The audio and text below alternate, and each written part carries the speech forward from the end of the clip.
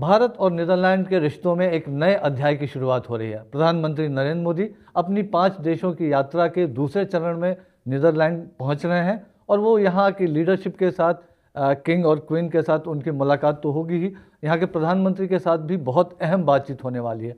क्यों ये यात्रा इतनी महत्वपूर्ण मानी जा रही है, इस बारे में बातचीत करने के लिए नीदरलैंड में भारत के राजदूत कुमार तुहिन हमारे साथ मौजूद हैं। सर, बहुत महत्वपूर्ण ये यात्रा मानी जा रही है, क्या उद्देश्य रहेगा? हमारे प्रधानमंत्री की नीदरलैंड यात्रा बहुत महत्वपूर्ण है।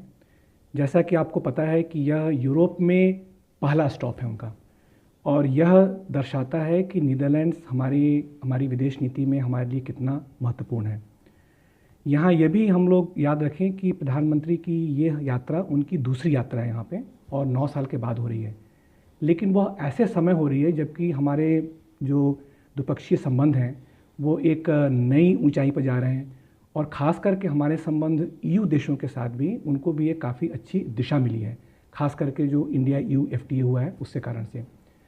एक पक्ष और भी मैं कहना चाहूँगा, वो यह है कि प्रधानमंत्री की यात्रा यहाँ की नई सरकार बनने के काफ़ी जल्दी ही हो रही है, इसलिए यह ऐसा मौका भी होगा जिसमें कि हमारे दोनों देशों के जो नेता हैं, जो हमारे जो लीडर्स हैं, उन लोगों को ये मौका मिलेगा एक दूसरे को समझने का, हमारी अपनी प्रायोरिटीज़ को, हमारे जो फोकस है उन्हें बताने का, आज तक की जो प्रगति हुई है उसको रिव्यू करने का। क्या ऐसे सेक्टर्स रहेंगे जिन पर ध्यान रहेगा? ट्रेडिशनली ट्रेड इन्वेस्टमेंट है, इसके अलावा वाटर है, कृषि है, शिक्षा है या फिर स्वास्थ्य है। इन विषयों में भी काफ़ी हमारा कोऑपरेशन पहले से बहुत बढ़िया चल रहा है। लेकिन कुछ अभी हाल के वर्षों में जो नए जो सेक्टर्स हैं, जैसे कि सेमीकंडक्टर्स है, जैसे क्लीन एनर्जी है, जैसे कि ग्रीन हाइड्रोजन है, या फिर AI है, सो इन विषयों में भी बहुत सारी प्रगति हो रही है। तो मैं यह आशा करता हूँ कि इस यात्रा के दौरान हमारे शीर्ष नेताओं को यह मौका मिलेगा कि हमारे जो बायलैटरल रिलेशंस हैं उनको इन नई दिशाओं में ले जाने के लिए क्या काम किया जा सकता है, उसके लिए हमें एक सही दिशा और निर्देश दे पाएंगे। सबसे पहले हम ट्रेडिशनल सेक्टर की बात करते हैं। वाटर मैनेजमेंट, जो जल प्रबंधन है, उसमें अच्छा खासा सहयोग है भारत और नीदरलैंड का। तो जल प्रबंधन, कृषि को लेकर किस तरह से इस बातचीत के बाद नया डायरेक्शन मिलने की संभावना आप देख रहे हैं? दोनों सेक्टर्स में नीदरलैंड्स की विश्व में बहुत ही अग्रिम आई थिंक इनकी स्थिति है, स्थान है। क्योंकि आप देखिए कि पूरा का पूरा देश जो है यह समुद्र तल से कई मीटर नीचे औसत वहाँ पर है। दूसरा कि छोटा देश होते हुए भी विश्व में कृषि पदार्थों के उनके एक्सपोर्ट्स में और हॉर्टिकल्चर में इस देश का काफ़ी बड़ा स्थान है। यही ऐसे सेक्टर्स जहाँ कि हमें भी, हमारे यहाँ इंडिया में भी इनकी ज़रूरत है। कृषि हमारा भी काफ़ी हमारा फोकस है। प्रधानमंत्री जी ने खुद कहा है कि वो कृषि क्षेत्र में कितना वो चाहते हैं कि प्रगति हो। हमारे पास एक जॉइंट वर्किंग ग्रुप है वाटर में और एग्रीकल्चर में, दोनों में अलग अलग JWGs हैं और दोनों में काफ़ी अच्छा काम हो रहा है। वाटर के इलाके में 2021 में दोनों देशों के बीच जो शीर्ष स्तर की वार्ता हुई थी वर्चुअल, उसके बाद इसे हमें स्ट्रेटेजिक पार्टनरशिप में कन्वर्ट किया हम लोगों ने, और उसके बाद से ये बिल्कुल प्रयास रहा है कि कैसे हम लोग स्ट्रेटेजिक पार्टनरशिप को हम लोग और ज़मीन पर मूर्त रूप दे पाए हम लोग। तो मेरी यह आशा है कि इस यात्रा में दोनों शीर्ष नेताओं के बीच में जब बात होगी तो वो लोग अभी का जो सहयोग है उसको एक तरह से रिव्यू भी करेंगे, और ख़ास के इसके बाद हम लोग को आगे और क्या कर सकते हैं स्पेसिफिकली, और कोई प्रोजेक्ट्स हैं, कोई खास ऐसे फोकस और कर सकते हैं, उस पर हमें निर्देश और नई हमें दिशा भी मिलेगी। भारत और नीदरलैंड की अगर बात की जाए तो व्यापारिक रिश्ते बहुत मजबूत हैं, लेकिन शायद बहुत लोगों को इसका अंदाज़ा भी नहीं है, बहुत पता भी नहीं है। ख़ास तौर से EU के साथ जो हमारा फ्री ट्रेड एग्रीमेंट हुआ है, उसके बाद अब क्या नई संभावनाएं भारत देख सकता है इस क्षेत्र में? दोनों देश आपस में किस तरह से आगे बढ़ सकते हैं और व्यापार को एक और भी नए रास्ते की तरफ ले जा सकते हैं? आपने बिल्कुल सही कहा कि हमारे जो ट्रेड इन्वेस्टमेंट के जो हमारे जो संबंध हैं नीदरलैंड से बहुत मजबूत हैं, और ये भी सही है कि इन संबंधों की गहराई कितनी है इसका अभी भी कई लोगों को इसका आकलन सही नहीं है। यह देश हमारा EU में हमारा मर्चेंडाइज में दूसरा सबसे बड़ा एक्सपोर्ट हमारा डेस्टिनेशन है। अगर हम लोग निवेश की बात करें तो निवेश भी भारत में नीदरलैंड से लगभग 50 बिलियन से ऊपर डॉलर का निवेश है। हमारी कंपनीज़ का भी यहाँ पे लगभग 25 बिलियन से ऊपर का निवेश है, तो ये काफ़ी बड़ा है। इसके अलावा आपने सही कहा कि इंडिया यू FTA के बाद में इस देश की स्थिति, बिकॉज यहाँ पे रॉटरडम एक ऐसा पोर्ट है जहाँ से, जो कि अगर मैं कहूँ कि ये गेटवे है यूरोप का, वो बिल्कुल सही होगा, क्योंकि बहुत सारा ट्रेड और जो इन्वेस्टमेंट है, चीज़ें जो हैं यूरोप में जाती हैं, इसके जरिए जाती हैं। तो मेरा ये अनुमान है कि जब हमारा इंडिया यू FTA जब हमारा ऑपरेशनलाइज हो जाएगा, उसके बाद नीदरलैंड्स की स्थिति और भी मजबूत होगी। ये नहीं केवल बायलैटरल में तो होगी, लेकिन एज ए गेटवे, जहाँ से कि हम लोग पूरे यूरोप को हम लोग पहुँच पाएंगे और हमारी कंपनीज और भी बड़ी मात्रा में यहाँ पे निर्यात कर पाएंगी, दूसरी कंपनी के साथ संबंध कर पाएंगी, उसमें नीदरलैंड्स का स्थान और भी मजबूत होने वाला है। तो मैं बहुत ही आशान्वित हूँ कि इस विषय में हमें और भी अच्छे और मजबूत आई थिंक संबंध देखने की हम लोग को आशा है। दो चीज़ों पर प्रधानमंत्री नरेंद्र मोदी का आजकल बहुत ज़्यादा फोकस है। एक मिशन मोड में उन्होंने एक तरह से पूरे देश को इसको आगे बढ़ाने का संदेश दिया है।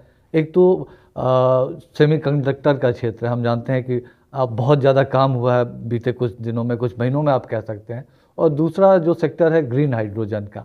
तो पहले अगर बात की जाए सेमीकंडक्टर के क्षेत्र में किस तरह से सहयोग आगे बढ़ता हुआ आप देख रहे हैं, और इस दौरे के बाद क्या कुछ संभावनाएं आपको लग रही हैं? तो आपको जैसा पता हो कि हमारे दोनों देशों में प्रधानमंत्री स्तर पर जो कुछ समय पहले जो टेलीफोन पर बातें हुई थी 24 में, उसमें यह तय किया गया था कि हम लोग अपने संबंधों को एक स्ट्रैटेजिक एक आयाम देंगे। तो स्ट्रैटेजिक आयाम देने के अंदर में आपने दोनों विषय जो आपने बताए, सेमीकंडक्टर्स और ग्रीन हाइड्रोजन, दोनों उनके काफ़ी बड़े महत्वपूर्ण उनके अंग हैं।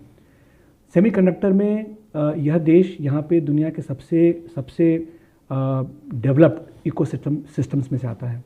दुनिया की नामी कंपनी जो हैं सेमीकंडक्टर्स में, वो यहाँ पर हैं। और आपने बिल्कुल सही कहा कि पिछले कुछ वर्षों में हमारे देश में भी सरकार ने काफ़ी बड़ा फोकस इस पर दिया है। हमारे सेमीकंडक्टर मिशन में बहुत सारा काम हो रहा है। तो इसलिए दोनों देशों के बीच में बहुत सारी कम्प्लीमेंटरिटीज़ हैं। बहुत सारी कंपनी यहाँ से या तो जा रही हैं या जाने का प्लान बना रही हैं। कुछ कंपनीज़ के इंडिया में ऑलरेडी काफ़ी अच्छे डिज़ाइन ऑफिसेज हैं। जब हमारा पिछले साल जो सेमिकॉन हमारा जो हमारा एग्जीबिशन हुआ था, हमारा कॉन्फ्रेंस हुई थी, उसमें भी यहाँ से काफ़ी बड़ा डेलीगेशन गया था।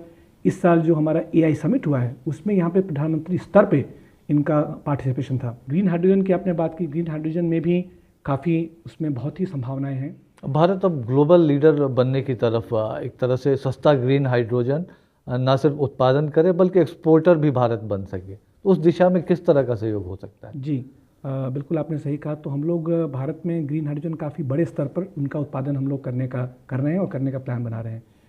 यूरोप में यहाँ पे ग्रीन हाइड्रोजन की जो ज़रूरत है और उनकी जो रिक्वायरमेंट्स हैं, वो पहले से ही काफ़ी ज़्यादा मैच्योर और इस्टेब्लिश हो रही हैं।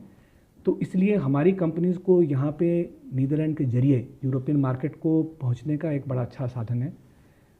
हमारे कुछ पोर्ट्स और रॉटरडम पोर्ट के बीच में अभी तक ऑलरेडी कुछ अग्रीमेंट्स उन्होंने कर लिए हैं और करने की बात भी कर रहे हैं, जिसमें कि हम इंडिया से ग्रीन हाइड्रोजन यहाँ ला पाएंगे और यहाँ पहुँचा पाएंगे। आखिरी सवाल एम्बेसडर तोहिन आपसे कि अब किस तरह से आप देख रहे हैं कि ये यात्रा पूरी दुनिया को, यूरोप को, दोनों देशों की जनता को एक संदेश देने वाली है? इस यात्रा को आप किस तरह से देखते हैं? अगर आप देखें कि इस साल हमारे जो संबंध हैं EU से बहुत प्रगाढ़ हुए हैं।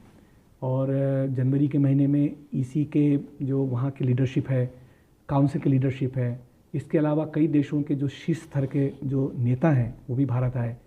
अगर आप इस परिप्रेक्ष्य में देखें तो हमारा जो संबंध है EU से बहुत प्रगाढ़ हो रहा है और इस देश से प्रगाढ़ हो रहा है। यह एक स्तर पर यह भी दिखाता है कि जो आज की जो विश्व की जो परिस्थिति है, उस परिस्थिति में एक स्थायी और एक रूल बेस्ड जो ऑर्डर है, उसमें भारत और नीदरलैंड्स और यूरोपियन देश जो हैं दोनों को एक दूसरे की जो महत्ता है वो उसका सही उनका अंदाज हो भी रहा है और मजबूत भी हो रहा है। साथ ही साथ ये भी हो रहा है कि इन देशों को जो भारत की जो बढ़ती हुई जो हमारा जो प्रोफाइल है, हमारा जो रोल है विश्व स्तर पर, वो भी इनको एहसास हो रहा है कि हम एक विश्वसनीय, हम लोग एक इनके पार्टनर हैं और भारत के साथ में संबंध को जो है एक तरह से जो म्यूचुअली कम्प्लीमेंट्री और म्यूचुअली बेनिफिशियल जो होता है, उस तरीके से हम लोग उसको बढ़ा सकते हैं, इसका एक एहसास भी है। बहुत बहुत धन्यवाद। तो ये थे एम्बेसडर तुहिन, और एम्बेसडर ने कहा कि ये यात्रा न सिर्फ दोनों देशों के संबंधों को प्रगाढ़ बनाने वाली है, बल्कि एक भरोसेमंद साथी के तौर पर दोनों देश किस तरह से मिलकर आगे बढ़ सकते हैं उसके बारे में इस यात्रा के दौरान बातचीत होगी।